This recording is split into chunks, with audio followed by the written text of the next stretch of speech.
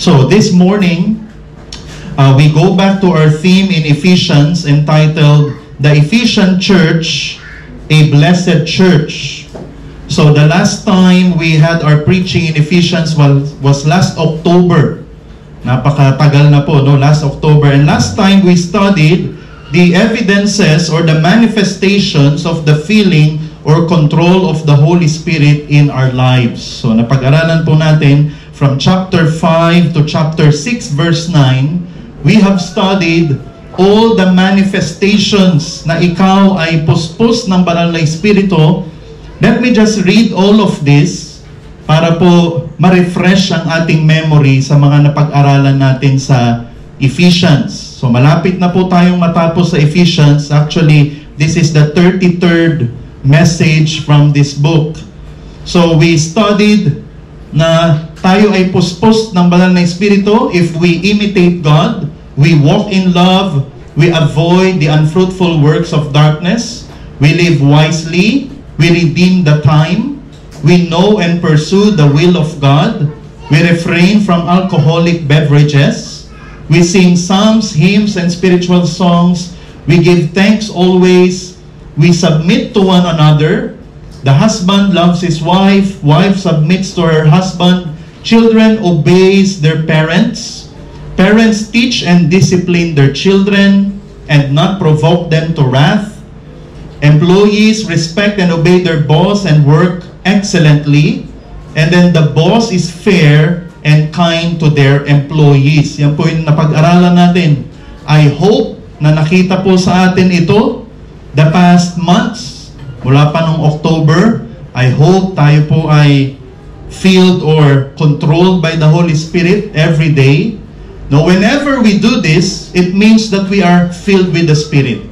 Okay po? Whenever we're not doing this, it means we're not filled by the Spirit. We're controlled by something else. We're controlled by our flesh. We're controlled by our anger, our temper, our mood.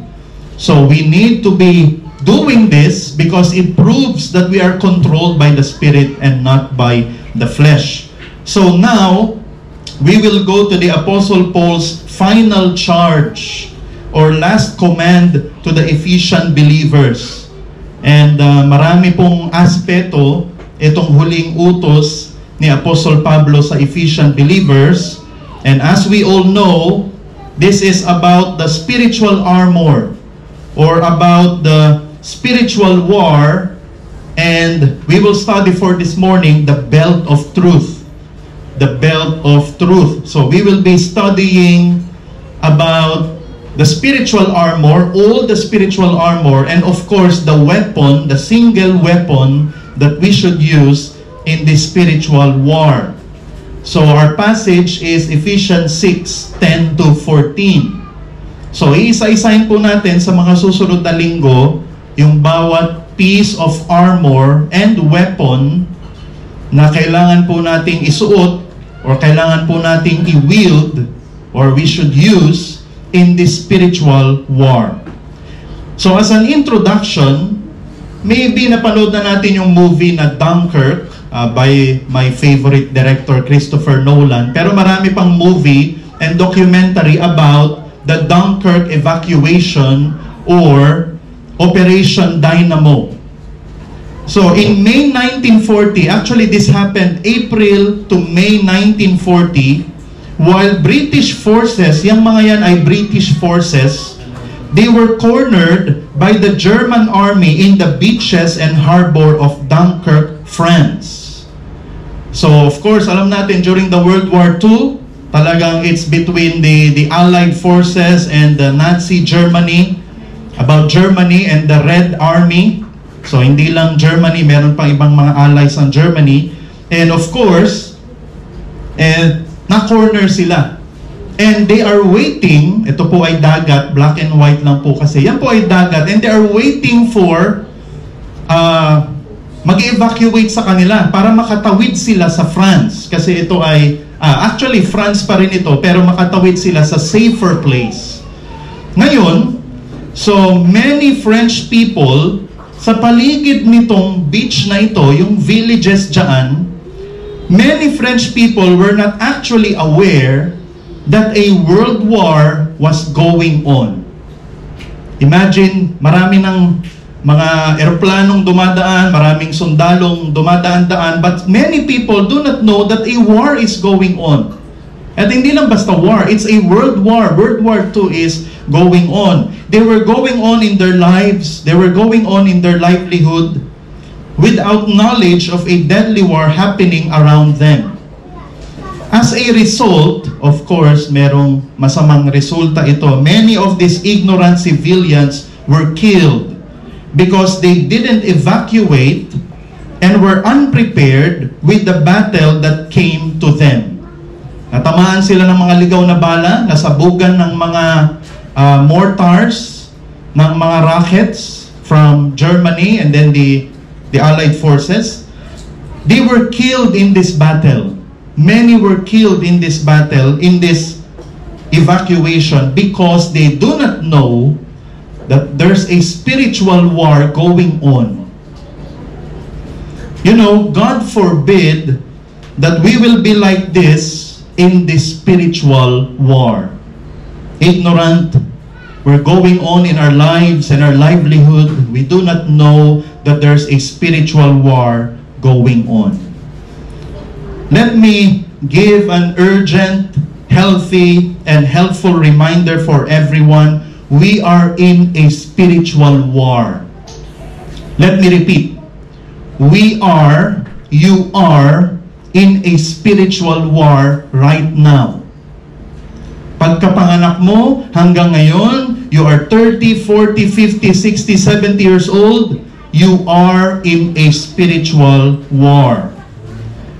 Maybe because, kaya hindi natin napapansin that there is a spiritual war going on, maybe because we are busy with our workplace issues, we are busy with our family drama, we are busy with our K-drama, we are busy with our TV series, we are busy with the NBA playoffs, and actually NBA finals na, Dallas versus Boston.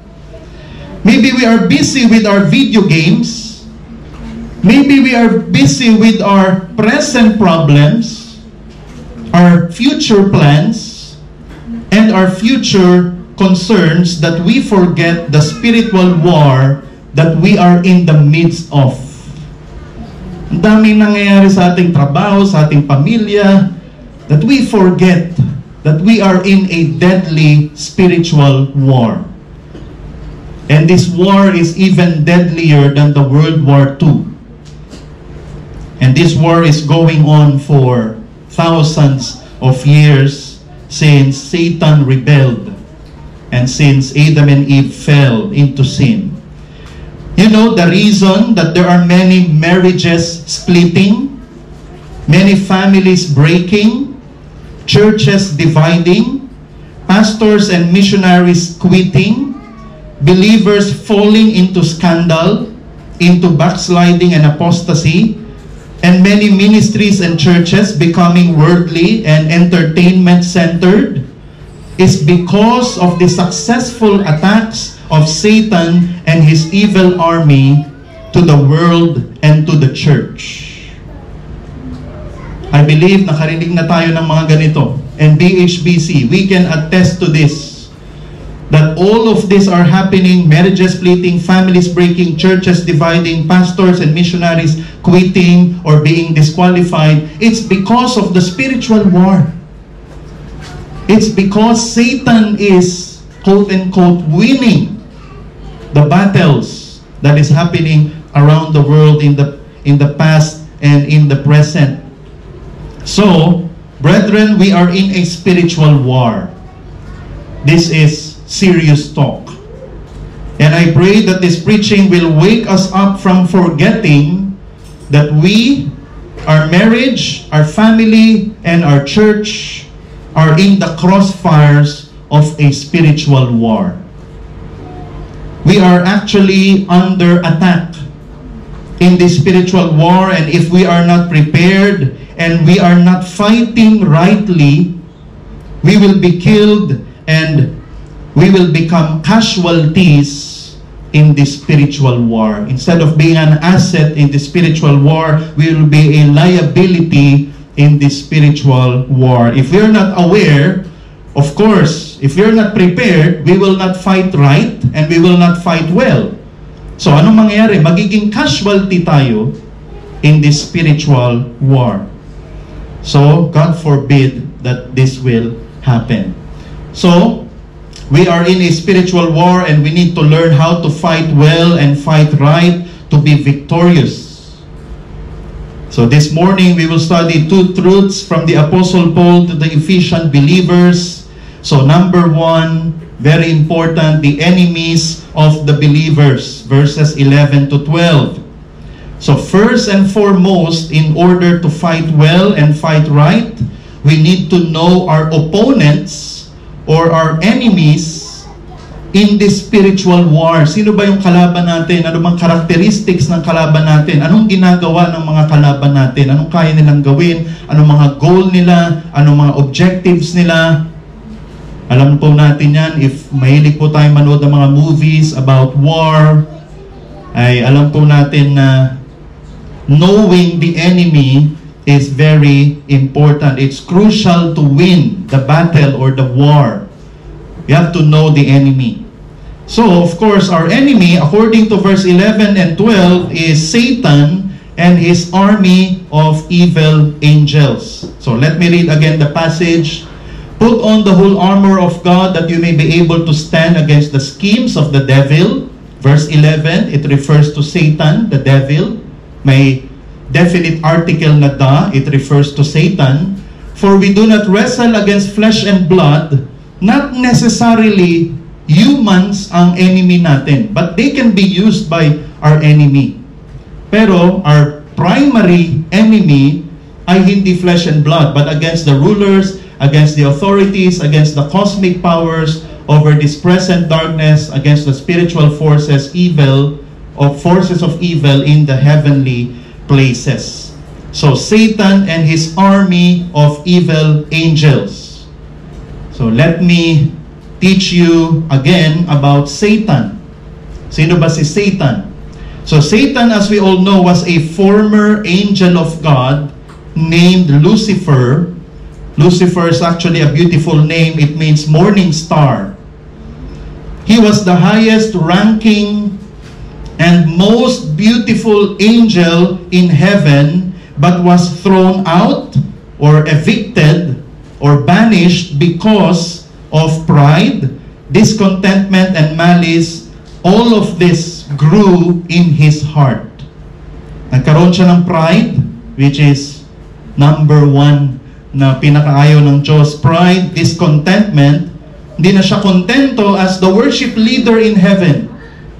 He wanted glory for himself. He wanted worship for himself. And malice grew in his heart. He wanted to receive glory according to Isaiah 14:12 to 15. So his name was changed after the fall. It's changed to Satan, which means the accuser. The accuser. So when Satan was expelled from heaven, he wasn't alone. Ayan na, dyan napapasok yung kanyang evil angels. So, he corrupted and influenced 1/3 of all the angelic host to follow him. Imagine 1/3 of zillions of angels. Just imagine kung gaano karaming angels, originally, 1/3 sumama kay Satan, rebelled with Satan. So his evil angels help him carry out his evil plans all over the world. So Satan is an angel, still an angel, pero hindi siya omnipresent. So nandito siya ngayon sa BHBC, wala siya doon sa Cebu, wala siya doon ngayon sa Antarctica. So, sino tumutulong kay Satan to carry out his plans, everything that he wants to do, evil plans? His evil army of evil angels. So, angels, ngayon, let us study about angels. So, makikita natin kung gaano kaseryoso yung kalaban natin. Angels are like stars, meaning they are zillions in number. They do not die. They are mighty. They are superior than humans. They do not get tired. They are invisible and they are swift beings. Nandito sila and then mabilis. Nandun na sila sa Chaam. Yun, susugurin doon naman sina Mark, sina CJ, sina Ate Mel, sina Kuya Jel. Pero marami nga sila, pero they are swift beings. Just imagine their capabilities. Satan and his army ay all of this. Karakteristik nila itong lahat. Because, sabi ko nga, angel si Satan at yung kanyang mga kampon. So, they can see our sins. Because they are invisible, they can be going everywhere. So they can see our sins, they can observe our actions na hindi nakikita ng mga kapatiran natin, hindi nakikita ni pastor, na small group leader, hindi nakikita ng boss, pero nakikita nila. Nakikita ng Diyos, of course, and then nakikita din nila. No? So they can see our behaviors. Nakikita nila, umiiling tayo, yung pagtaas ng kilay natin, everything nakikita nila, yung mga attitude natin, yung nag-a-attitude, nagte-temper tayo, nagmo-mood, all of this nakikita din nila. And they hear our words. They hear, they see yung mga chat messages natin. And so, he knows how to efficiently attack and deceive us. Kaya magaling mang-deceive, magaling mang-tempt si Satan at yung kanyang army because they can see everything that we do. They can see everything na nandun tayo sa CR, nandun tayo sa kwarto, wherever we go, they can see everything, not because they're omnipresent, but because they're spirit beings, and because, yun nga, they are swift beings. So, Satan, being an angel, is not omniscient. Take note, hindi nakikita ni Satan yung nasa isip mo, pero naririnig niya nga yung salita mo, yung actions mo, nakikita niya. Satan is not omnipotent, Satan is not omnipresent, but he is still superior than us humans. Do we understand that? Not equal with God, not anti-God, nabanggit ni Dexter yon sa prayer meeting. Hindi 50-50, no. Mas malakas ang Diyos, superior ang Diyos sa angels, but angels are superior than humans. Therefore, angels, Satan and his evil angels, they are formidable enemies. They are difficult enemies. They are serious enemies that we should not underestimate. In verse 12, makikita natin dyan, we can see that Satan's evil angels are highly organized, having ranks. Hindi lang sila superior than humans, may mga ranggo pa sila. So makikita natin dyan, in verse 12, yan nga. So against principalities and against powers refer to evil angels with ranks. So, mga angels, meron silang ranggo, meron silang responsibilities, at meron din silang area. Sino kaya yung naka-assign sa Samrong? Sino kaya naka-assign sa City Homes? Sino kaya naka-assign sa amin sa The Tree? No, meron mga areas and meron silang responsibilities at meron mga ranggo. So, organized enemy ang meron tayo. Not just superior than us, but they are more organized than us. Grabe, no? So, against rulers of the darkness of this world refer to his evil angels that tempt people to commit sin. You know what the serpent, what Satan did to Adam and Eve? He is still doing right now. Ay, okay lang naman na hindi ka mag-church. No? Okay lang, di ba ganun? Okay lang kainin mo yung apple. Apple, de joke. Okay lang kainin mo yung fruit. No, walang mangyayari sa'yo. In fact, ito pa yung mangyayari sa'yo. Deception. No? Distorting the Word of God. Okay lang hindi ka mag-tithes and offering and faith promise. Okay lang na hindi ka mag-attend nito. Okay lang na hindi ka mag-quiet time. Satan is still doing this as of the moment, and tomorrow and next Sunday, every year, every month, ganyan ang gagawin ni Satan sa atin or ng kanyang evil angels. They tempt people to commit sin. Spiritual wickedness in the high places, it refers to evil angels that influence government leaders in their decisions behind the scenes. Ganyan din ang ating kalaban. Not just us, the ordinary people, but there are also angels assigned to government leaders. Government leaders ng Thailand, Pilipinas, ng UN, ng UNESCO, ng Amnesty International, all of this, meron ding mga naka-assign dyan na evil angels. So, kaya yung mga nangyayari sa atin, ngayon po ay June, it's Pride Month, and marami pang nangyayari, no, na mga laws, no, permitting abortion, permitting marijuana. All of this ay kaninong gawa? Sino ang punot dulo? It is Satan and his evil armies influencing government leaders who are creating the laws, who are executing the laws, and all of this. So this is why Satan is the god of this world, small g. Okay? And the whole world lies in the power of the evil one because of his widespread, strong influence in the world.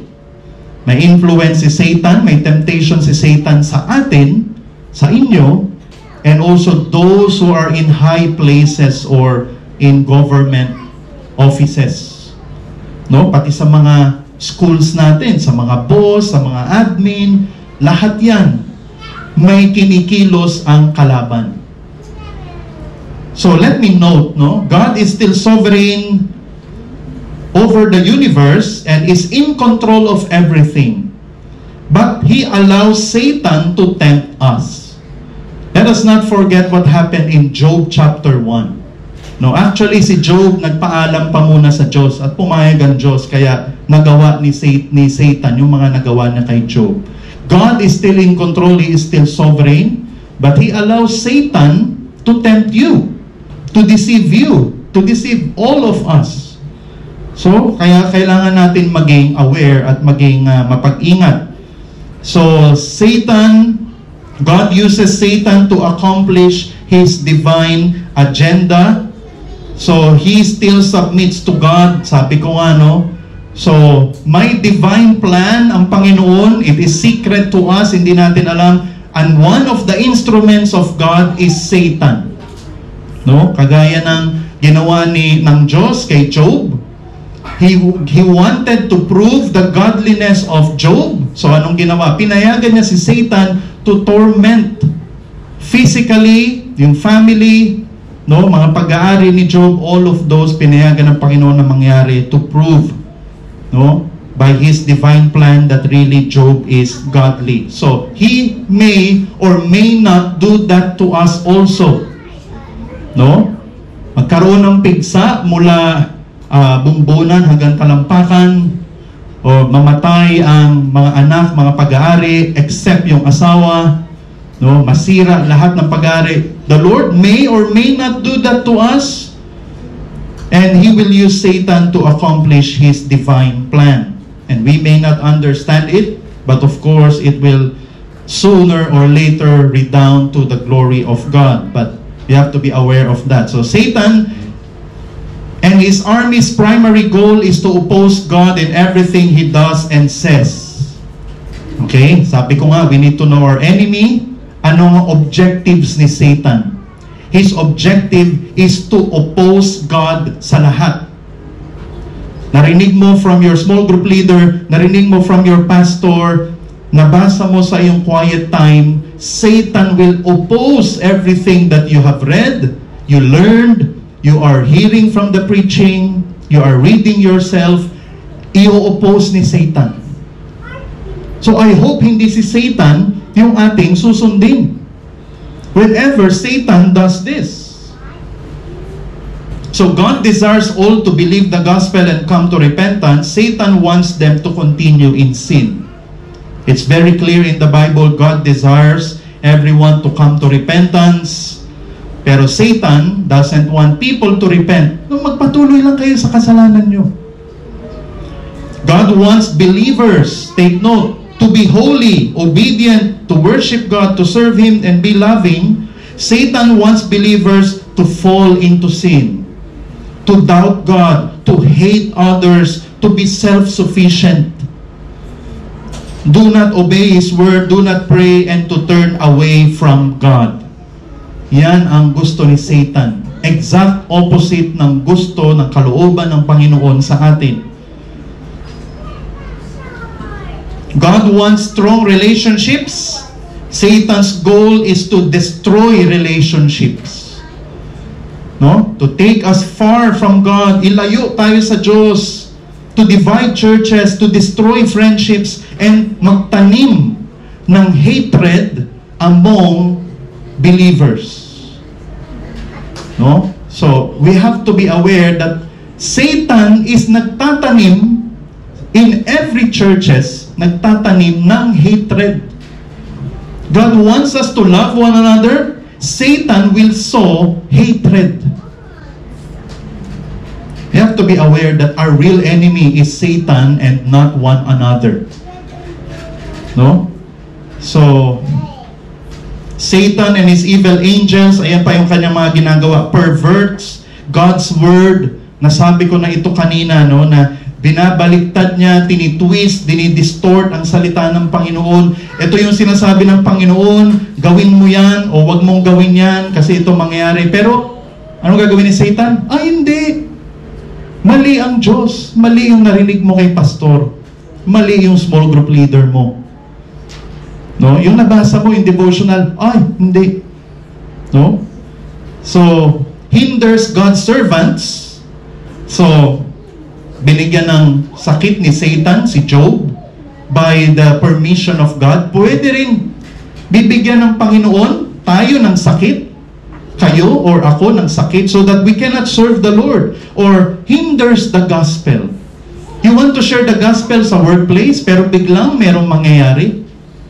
No? Biglang merong emergency, biglang merong unexplained na pangyayari, unpredictable na pangyayari, so that we cannot share the gospel. No? And snares the righteous. Pag sinabing snare, tinatrap niya ang mga believers. No? Paano tayo tinatrap? According to sa nakikita ng devil or ng evil angel sa atin. Nakikita niya, yun nga, sabi ko, yung mga pinapanood natin, yung mga ginagawa natin, yung mga nilalaro natin, mga kinakausap natin, all of this, ginagamit ng kalaban to destroy us. Not just to wound you, but to destroy you. So, holds the world in his power. Satan uses, ano pang ginagamit ni Satan? Satan uses false teaching, evil people, suffering, and persecution to draw people away from God and towards sin. False teaching, napakarami ngayon sa Facebook, napakarami sa YouTube, napakarami sa X, everything else, Instagram, sa TikTok, ang dami, no, sa Reels. False teachings are everywhere. Evil people also. Of course, people, take note, people who are not indwelt by the Holy Spirit can be used by Satan to tempt us. Narinig po ba natin yun? Satan cannot use people who are indwelt by the Spirit, people who are indwelt by the Spirit, but Satan is using people who are not indwelt, and also pwede niya ring gamitin ang believers who are not filled with the Spirit. No? So take note, evil people suffering, the Lord uses suffering to refine us. Satan can use suffering to to draw us away from Him, to destroy us, to doubt Him, para hindi na tayo mag-church, hindi na tayo maglingkod sa Panginoon. So ano pa? So persecution.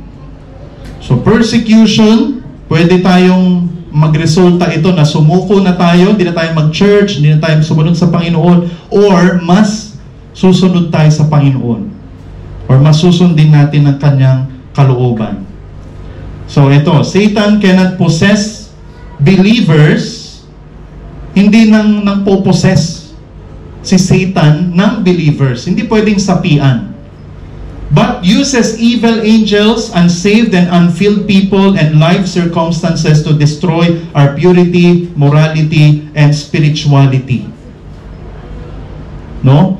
We have to be aware of how Satan operates. Kasi baka hindi na tayo aware na we are natatalo, tinatamaan ni Satanas sa kanyang mga atake. No? Or, eto pa, brothers and sisters in the Lord, baka tayo mismo yung ginagamit ng kalaban. Ginagamit ni Satan to oppress believers, to tempt believers to sin. So, kung hindi tayo yung inaatake, tayo yung ginagamit na pang-atake ni Satanas. Nagigets ba natin? So, we have to be careful of this. Satan is like a roaring lion seeking daily whom to kill and destroy. So, I hope we are aware of this. So, number one, the principle, our enemies in the spiritual war are organized, strong, and clever because they are angels. The comfort for us is this: God is more mighty, wise, and organized than angels, and we are on His side. So mga kapatid, this is something serious. Our enemy is not someone to trifle with. Don't play fire with our enemy. They are organized, they are mighty, and they are clever. They see you right now. They saw this morning what happened sa iyong bahay, last night, this week, everything that happened, they saw it.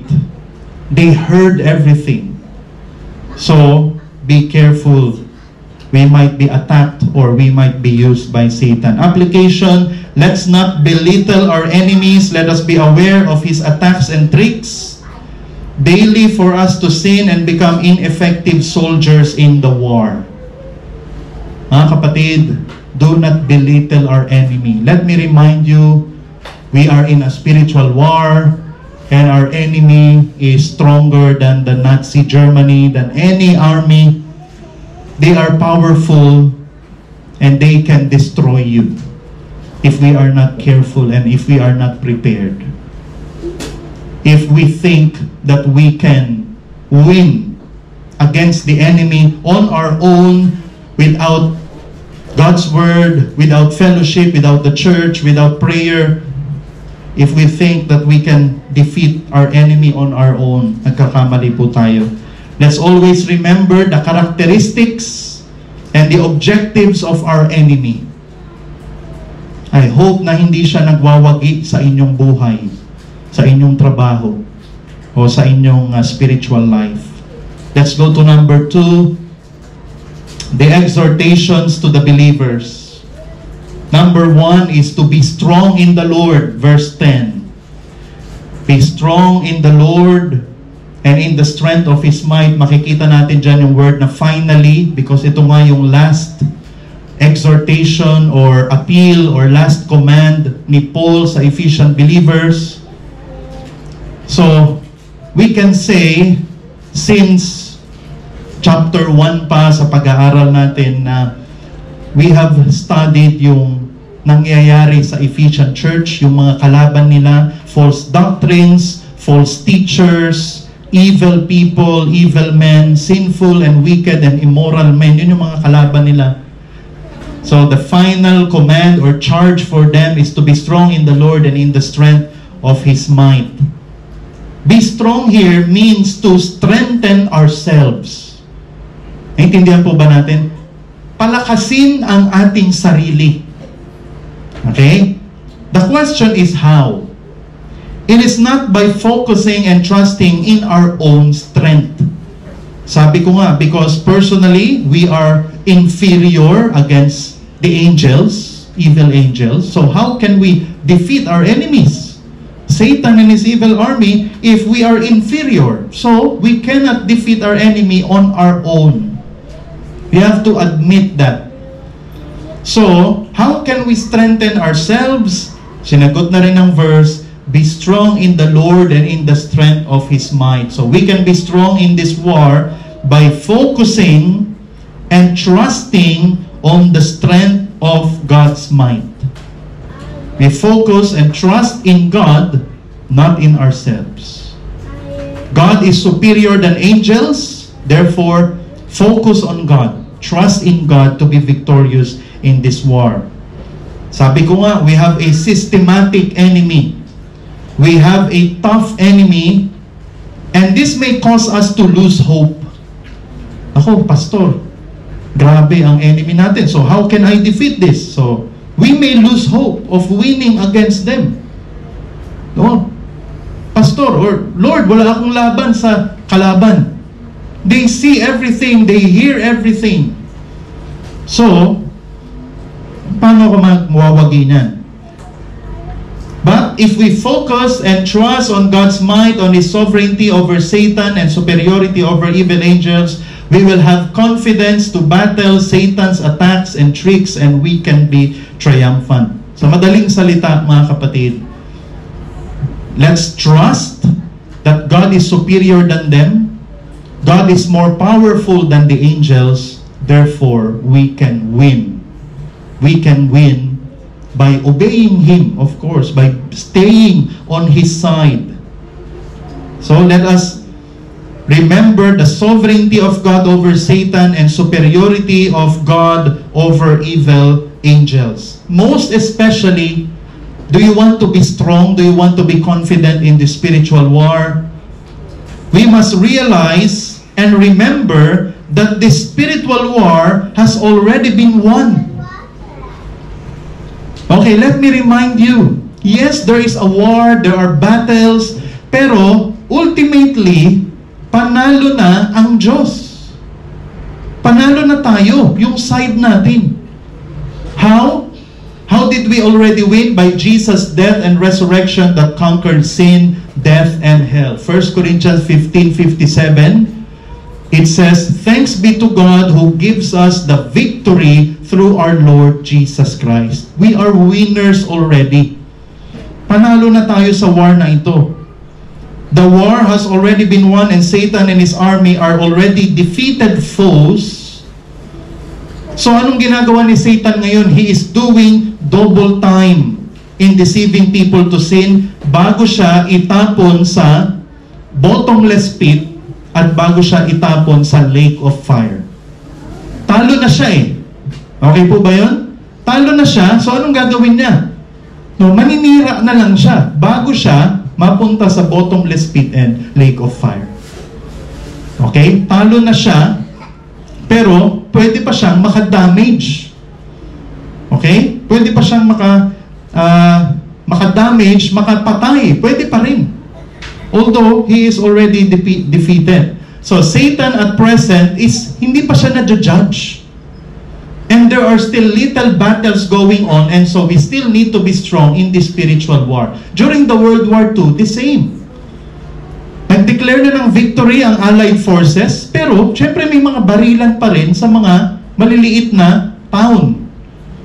Meron pa rin battles, ganun ang nangyayari ngayon mga kapatid. Ultimately, we're winners, pero meron pa rin little battles sa workplace natin, sa ating tahanan, sa ating community, sa ating church, sa ating friendships. Meron pa rin little battles. Kasi wala pa naman siya sa bottomless pit. Marami pa siyang pwedeng gawin. We can strengthen ourselves by constant prayer and consistent study and application of God's Word. Okay, alam natin yan mga kapatid, sa mga sundalo, yung nagre-radio. Diba? Napaka-importante niyan. So, yung pag-call ng reinforcements, pasensya na po kayo at madilim. May mga, pasensya na po kayo ha. Malinaw po ito sa laptop ko dito lang. So, yan, nagre-radio siya. Yan. Calling for reinforcements, either for supplies, for food, for water, or missile, ano ba yung tawag doon? Yung coordinates. Yun, para matalo ng mga kalaban. Nakalimutan ko na yung tawag doon. So, that is parang prayer. When we always pray and ask God for reinforcements, for support, for supplies, then the Lord will give it to us, then we can win in the war. And then another is, yun nga, consistent study and application of God's Word, being reminded of God's promises and our duties, private and public. Ito, alam natin to. When ang mga sundalo, kilala nila yung commander nila na matapang, na clever, na wise, and pag alam nila na yung commander nila ay winner, hindi talunan, then sila ay motivated to fight.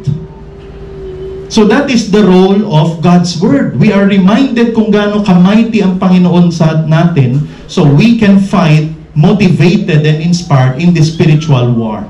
Nagets po ba natin? So, ang ganda ng illustration dito ni Paul because it is a war. So, although hindi tayo ganun ka-familiar, but because of movies, so meron tayong idea. So, we cannot expect, listen, we cannot expect to be strong against Satan and his evil angels without prayer. Kasi nga, formidable enemy, inferior humans, we cannot expect to win na hindi tayo nagpe-pray. Kagabi, hindi tayo nagpray. Kaninang umaga na yung amen natin. Or nagpray tayo nung gabi, pero umaga na yung amen. Or as in, wala. No? Alarm clock, tumunog, ligo, kain, nabihis, and then travel, punta sa church. And then sa work din natin, ganun. No? Gising, kain, ligo, and then aral na, or turo na. Without prayer, we cannot expect to win. Or even without God's Word, if we are deficient in the knowledge of God, we cannot expect to win against our formidable enemy. Klaro po ba? So, brethren, if we are saturated with God's Word, and we are consistent in praying for God's reinforcement, then we will be victorious in the daily small battles with Satan and his evil angels. How can you be tempted by Satan if you are filled with God's Word? Ay, alam mo na mali ito, alam mo na ito yung tama, so it's impossible for you to sin. No, thy word have I hid in my heart that I might not sin against thee. If you are filled with God's Word, and if you are praying unceasingly, nag-tempt ka, nag-pray ka. Umandar yung iyong mood, yung iyong temper, nag-pray ka. Hindi ka magkakasala. So prayer and God's Word will help us win the little battles. So let us remember to be strong in the Lord. How? Prayer and Bible study. Number 2 is to suit up with the spiritual armor. Verse 11 and then 13 to 14. Listen, being strong is not enough. Being motivated is not enough. Kailangan din may armor. At kailangan din may weapon tayo in this spiritual war. Kahit na motivated tayo, kasi kilala natin yung kilala natin yung commander natin na matapang at wise. Or motivated tayo dahil kumpleto yung supplies, pero wala tayong weapon at armor, wala rin. So, soldiers need not only inspiration, but also armor and weapons. A soldier highly motivated but not wearing any armor or carrying any weapon will surely lose in the battle. So, Yan po, Ephesians 6:11, put on the whole armor of God that you may be able to stand against the schemes of the devil. Take note, yung schemes, hindi lang basta tapon ng tapon si Satan ng temptation. Carefully planned, careful traps and tricks ang ginagawa ni Satan for you to fall. No? Kasi nga, inferior tayo, superior sila. Therefore, take up the whole armor of God that you may be able to withstand in the evil day, and having done all, to stand firm. Verse 14, stand therefore having fastened on the belt of truth. So our armor and our weapon will help us resist the enemy and stand firm and not fall. So here in verse 14, we can see the first armor we need to wear in order to be victorious in the battles we face, the belt of truth. So actually, we had a series of spiritual armor already, 2018, no? And that was a summer, and hindi po ako yung nag-preach ng belt of truth. I think si Kuya Vic or si Mark Dexter. So this is the first time din talaga na napag-aralan ko ng malalim ito. So the belt of truth. Truth ang una nating armor. So Satan attacks believers and unbelievers by deception. Do we know the meaning of the word deception? Panlilinlang, panluloko. Yun ang ginagawa ni Satan sa atin. Genesis 3:4-5.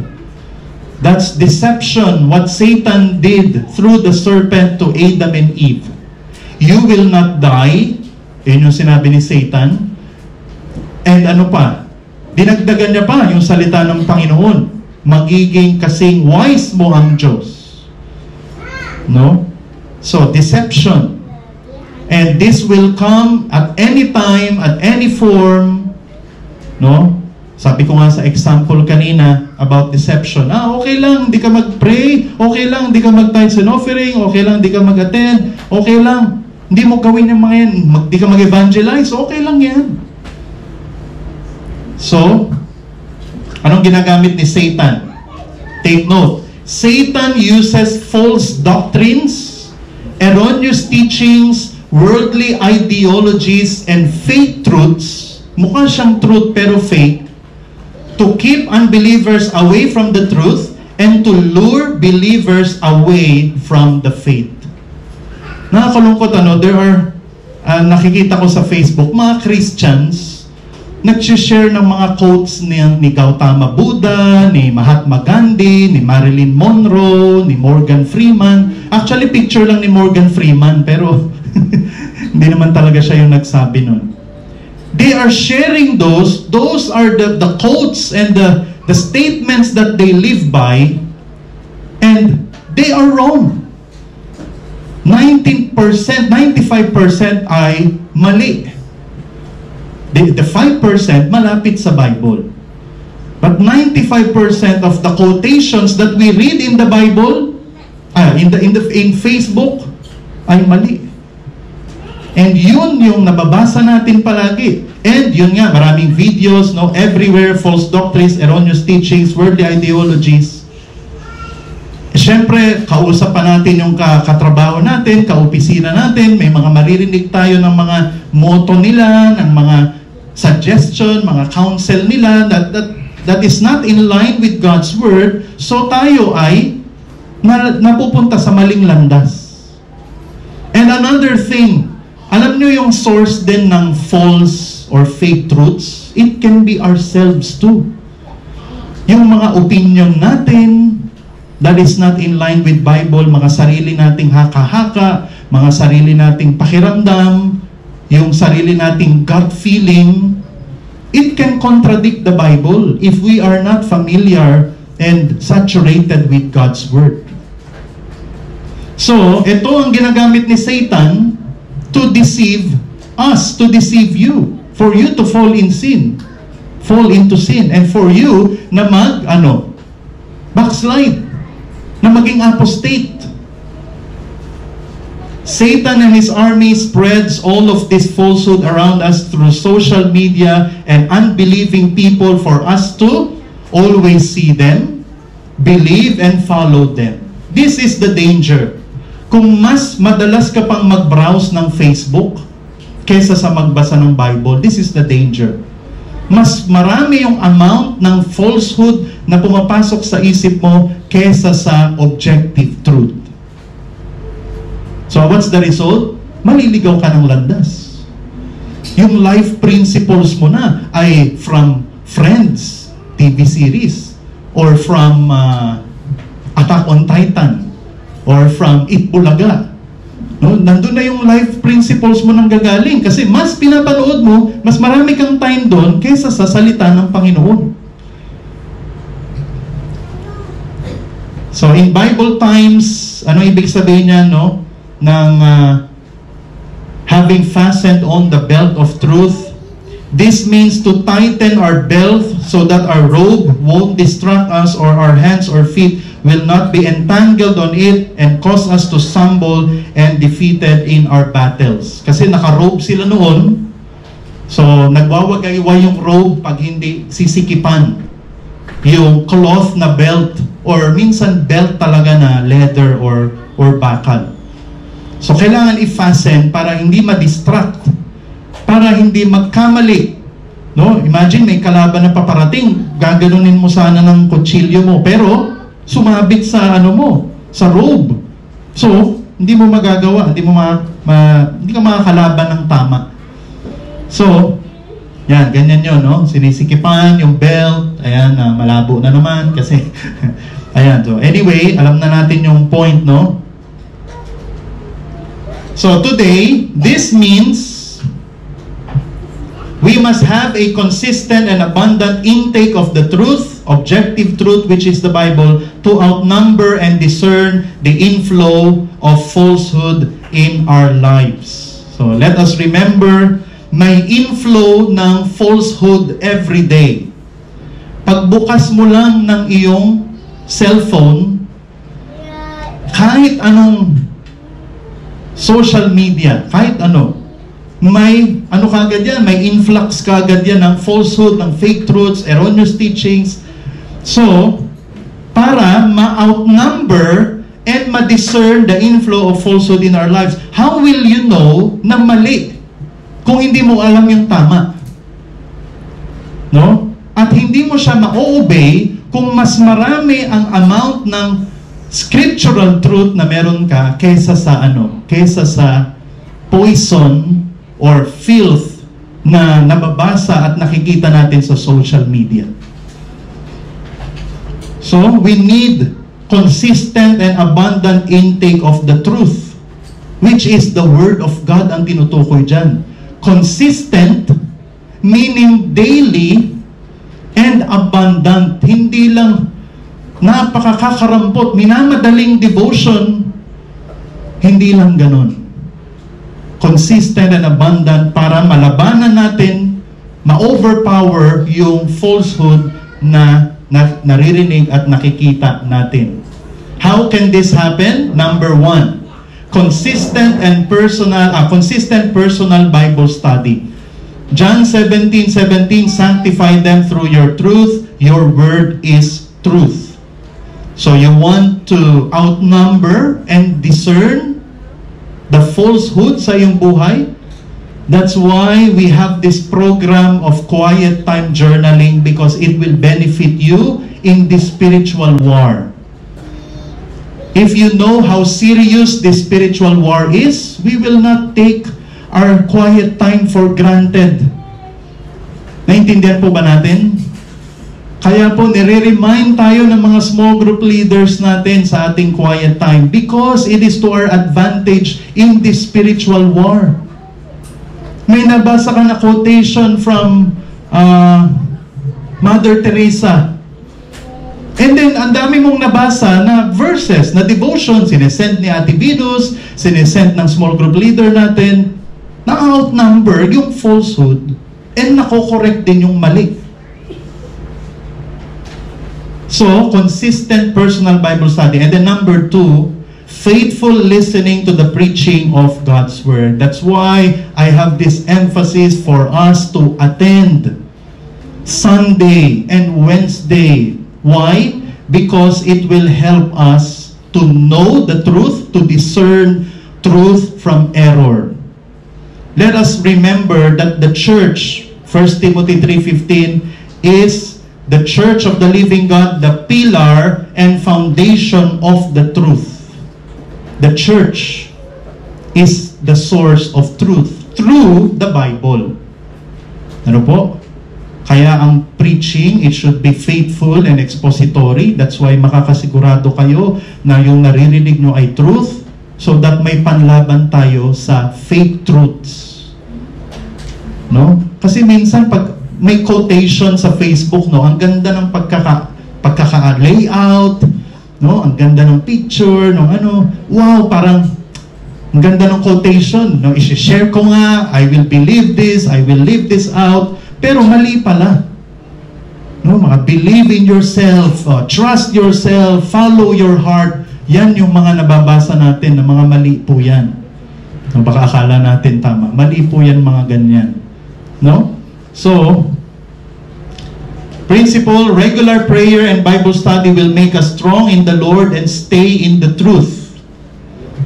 So mga kapatid, it will all boil down to prayer and Bible study, public and private, for us to be strong and for us to stay in the truth. Grabe yung mga assault ng fake and false sa panahon natin ngayon.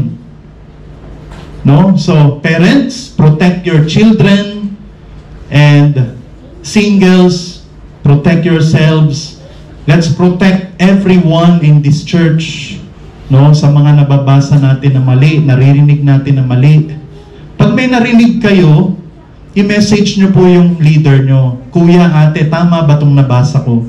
It sounds good, pero yung pala chocolate-coated error.